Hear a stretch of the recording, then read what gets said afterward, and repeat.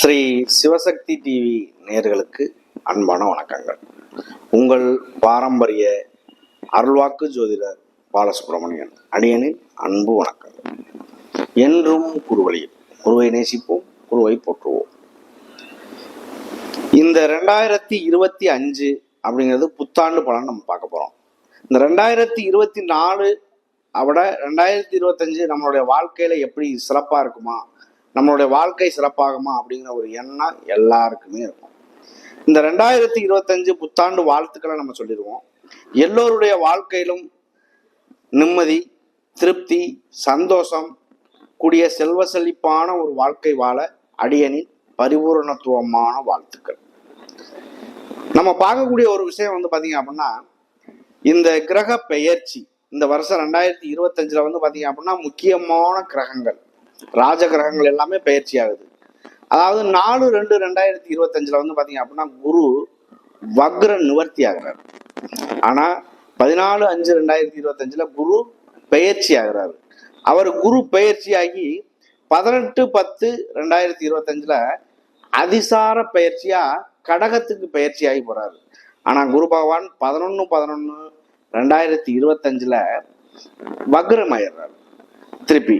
அடுத்து இந்த சனி பகவான் பாத்தீங்க அப்படின்னா 29/3/2025 அப்போ பாத்தீங்க அப்படின்னா சனி பகவான் கும்பராசியில இருந்து மீன ராசிக்கு பயிற்சி ஆகிறாரு. இதே இது பாத்தீங்க அப்படின்னா 18/5/2025 ராகு கேது. ராகு பகவான் மீன ராசியிலிருந்து கும்பராசிக்கு பயிற்சி ஆகிறார். கேது பகவான் கன்னி ராசியிலிருந்து சிம்ம ராசிக்கு பயிற்சி ஆகிறார். இந்த ராசிகளுடைய பலன் எல்லாமே கலப்பு பலனா இந்த 12 ராசிக்கு என்ன பலனை கொடுக்கும், இந்த விஷயத்த நம்ம விரிவா பார்க்க போறோம். அன்பார்ந்த மீன ராசி அன்பர்களே, மீன ராசி அப்படின்னாலே உங்களுடைய ராசிநாதன் குரு பகவான்.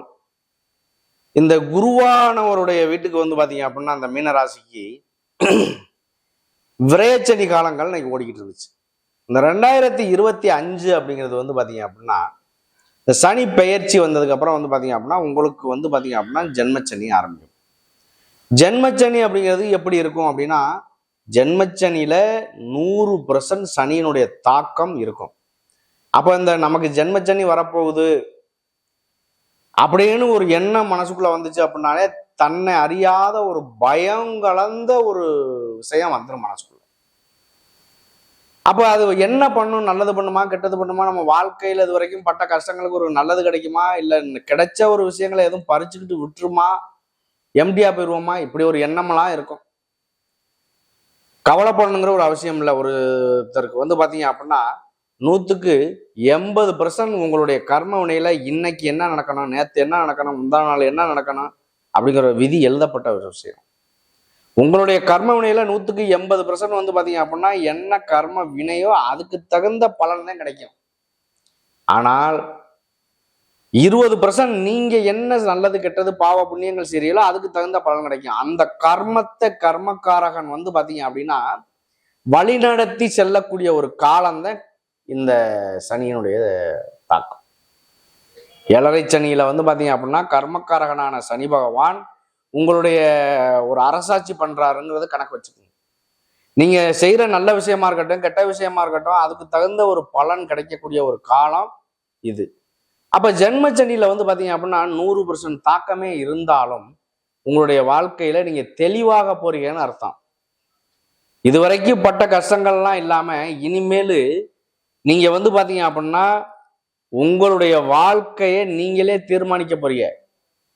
ஒரு நல்ல செலவு பண்ணி தாட்டா வாழ்ந்த வாழ்க்கையை விட இன்னைக்கு சிக்கனமான ஒரு வாழ்க்கையை எப்படி வாழ்றதுங்கிறத கத்துக் கொடுப்பாரு. அப்படிப்பட்ட ஒரு நேர காலகட்டம் தான் இந்த சனியினுடைய தாக்கம். 100% சனியினுடைய தாக்கம் இருக்கு. எப்படி இருக்கும்?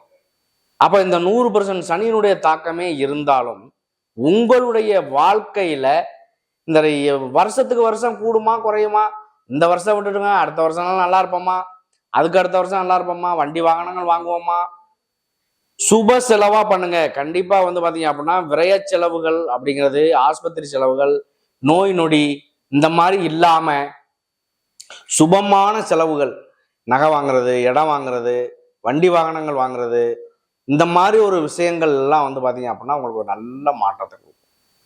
அப்போ இந்த மாதிரி ஒரு விஷயங்கள் நிறைய அடுத்தவங்களுக்கு ஹெல்ப் பண்ணுறது, கோயில்களுக்கு போகிறது, அதாவது வந்து பார்த்தீங்க அப்படின்னா ஊனமுற்றோர்களுக்கு செய்கிற ஒரு விஷயங்கள், சனி பகவானுடைய வழிபாடு செய்கிறது, இதெல்லாம் வந்து பார்த்தீங்க அப்படின்னா உங்களுக்கு நல்ல மாற்றத்தை கொடுக்கும். இந்த சனியினுடைய தாக்கம் வந்து பார்த்தீங்க அப்படின்னா 7.5 ஆண்டு காலங்கள் ஒரு ராசியை கடக்கிறது. 2.5 வருஷம் ஒரு ராசியில வந்து பார்த்தீங்க அப்படின்னா இப்போ ஜென்மச்சனி மீன ராசிக்கு நடக்குது அப்படின்னா அதுக்கு முன்னாடி இருக்கக்கூடிய மேச ராசிக்கு விரயச்சனி, உங்களுடைய பின்னாடி இருக்கக்கூடிய இந்த கும்பராசிக்கு வந்து பார்த்தீங்க அப்படின்னா பாதசனி. இந்த ராசியில ஒரு ராசியில சனி பகவான் பயணம் செய்யறாருன்னா அதுக்கு முன்னாடி இருக்கக்கூடிய ராசியும் பாதிக்கும், பின்னாடி இருக்கக்கூடிய ராசியும் பாதிக்கும். அதுதான் 7.5 ஆண்டு காலங்கள். ஒரு மனிதனுக்கு 30 வயசுக்குள்ள சனியினுடைய தாக்கம் ஒரு வாட்டி வந்துடும், 60 வயசுக்குள்ள 2வது வாட்டி வந்துடும், 90 வயசுக்குள்ள 3வது ஷிஃப்ட் வந்துடும். மங்கு சனி, பொங்கு சனி, நீசம் பெற்ற சனி. இந்த சூரிய பகவான், சந்திர பகவான் எல்லாமே வந்து பாத்தீங்க அப்படின்னா மாதத்தில் பயணம் செய்யக்கூடிய கோள்கள். உங்களுடைய லக்னமா இருக்கட்டும், லக்னாதிபதியா இருக்கட்டும், ராசியா இருக்கட்டும், ராசிநாதனா இருக்கட்டும், உங்களுடைய லக்னம் வந்து பாத்தீங்க அப்படின்னா சூரியனை மையமா வச்சு எடுக்கக்கூடிய விஷயம் லக்னம். இந்த 12 ராசிலையுமே வந்து பாத்தீங்க அப்படின்னா சூரிய பகவான் மேச ராசியில இருந்து மீன ராசி வரை சித்திரை மாதம் மேச ராசியில ஆரம்பிச்சு பங்குனி மாசம் மீனராசியில முடிப்பார். அப்ப இந்த ராசியில எப்ப எந்த மாதத்துல குழந்தை பிறந்தாலும் சூரியன் எந்த இடத்துல, எந்த ராசியில, எந்த நட்சத்திரத்துல, எத்தனை பாதத்தில் பயணம் செய்கிறாரோ அந்த இடம் லக்னமாகும். அதுதான் உயிர்னு சொல்றோம். இந்த உடல் அப்படின்னு நம்ம சொல்லக்கூடியது சந்திரன் வந்து எந்த இடத்துல பயணம் செய்கிறாரோ, எந்த ராசியில, எந்த நட்சத்திரத்துல, எந்த பாதத்துல பயணம் செய்கிறாரோ அது ஜென்ம நட்சத்திரமா எடுத்துக்கிறோம்.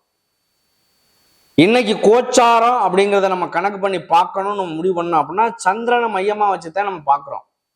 விதி ஜாதகம்ங்கிறத நம்ம பார்க்கிறோம் அப்படின்னா லக்னத்தை மையமா வச்சு பார்க்கிறோம். அதுதான் உயிர் உடல் நம்ம சொல்றோம். அப்ப இது ரெண்டுமே வந்து லக்னங்கிறது லக்னாதிபதி, ராசி, ராசிநாதன் ரெண்டும் நல்ல நிலைமையில் இருந்தால் எத்தனை கெட்ட கிரகங்கள் உங்களை பார்த்தாலும் சரி ஒன்றும் பண்ண முடியாது. அடிச்சு தூள் கிளப்பிட்டு போயிட்டே இருப்பீங்க. என்ன கஷ்டம் வருது, இந்த கஷ்டத்துக்கு என்ன தீர்வு, இதை எப்படி வழி நடத்துறது, இதுக்கான பலன் என்ன, எல்லாத்தையும் ஆராய்ச்சி பண்ணி கொஞ்சம் கொஞ்சமா படிப்படியா வர்றதுக்கு முன்னாலேயே நம்ம அணை போட்டு தடுத்துக்கிற மாதிரி ஒரு வழிவாய்ப்புகளை ஏற்படுத்திடுவீங்க. அதுதான் நீங்க ஸ்ட்ராங்கா இருக்கிறீங்கன்னு சொல்றதுக்கான காரணம்.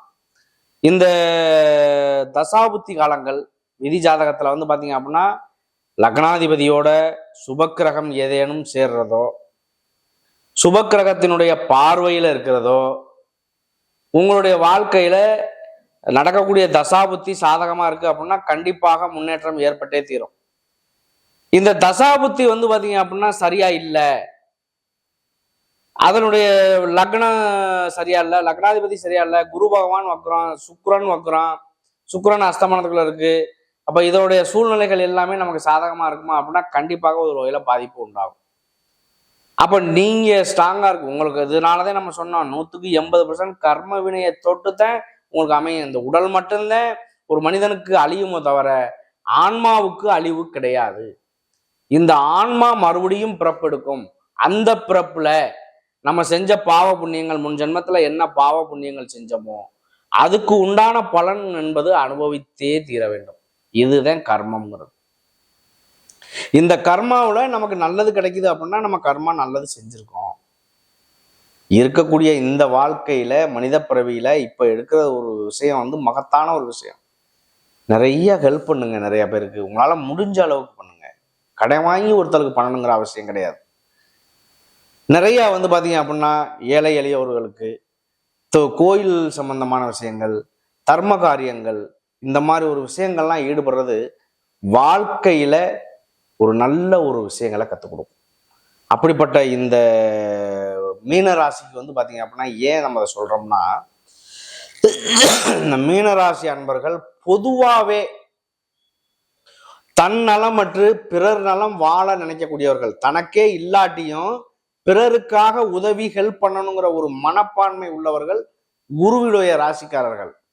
மீனராசியும் சரி, தனுசு ராசியும் சரி, குரு பார்வையில இருக்கக்கூடிய ஒரு நில விஷயமும் சரி அந்த மாதிரி எண்ணங்களை உருவாக்கும். அப்படிப்பட்ட எண்ணங்கள் வந்து பாத்தீங்க அப்படின்னா இந்த குருவாகப்பட்டவர் உங்களுக்கு 3ஆம் இடமான முயற்சி ஸ்தானத்துல இருந்து உங்களுடைய 8ஆம் இடம், 10ஆம் இடம், 12ஆம் இடம் எல்லாத்தையும் குரு பார்க்குறாரு. குரு பார்க்கறதுனால வந்து பார்த்தீங்க அப்படின்னா நல்ல காரியங்கள் நடக்கிறது, சுப காரியங்கள் நடக்கிறது, வேலை கிடைக்கிறது, வேலையில ப்ரமோஷன் உண்டாகிறது. குரு அப்படின்னா குழந்தைக்காரகன், குழந்தை பேர் உண்டாகிறது. அப்ப பெரும் பணம் கிடைக்கிறது, நகை எடுக்கிறது, இந்த மாதிரி ஒரு விஷயங்கள்லாம் கூட கிடைக்க வாய்ப்பு உண்டு. கண்டிப்பாக ஜென்மச்சனி நமக்கு என்ன கிடைக்கும் அப்படின்னு நீங்க நினைக்க வேண்டாம். உங்களுக்கு கிடைக்க வேண்டிய பாக்கியங்கள் அனைத்தும் கிடைக்கிறதுக்கான வழி கண்டிப்பா இந்த இதுல கிடைச்சே தீரும். இந்த 50 பூதங்கள்னாலதான் இயங்குது பிரபஞ்சமே வந்து பாத்தீங்க அப்படின்னா 50 பூதங்கள்னால இயங்குது. அந்த 50 பூதங்கள்ல இந்த கிரகங்களுடைய அமைப்புலையும் கிரகங்கள் எல்லாமே அதுக்குள்ளதான் இயங்குது. அதுல எந்த கிரகம் நமக்கு நல்லது செய்யும் கெட்டது செய்யும், நமக்கு பிறப்புல விதி ஜாதகத்துல அது சாதகமா இருக்கா பாதகமா இருக்கா, இதை பார்த்து தெரிஞ்சு அதுக்கு தகுந்த வழி நடத்தும் போது உங்களுடைய வாழ்க்கையில வெற்றி காலங்கள் கண்டிப்பா உண்டு. இதுல முதல் நட்சத்திரம்ங்கிறது பூரட்டாதி நட்சத்திரம். பூரட்டாதி நட்சத்திரம் குருவுடைய நட்சத்திரமே அப்படிங்கிறதுனால வந்து ஒரு பாதம் மட்டும் அதுல வரும்.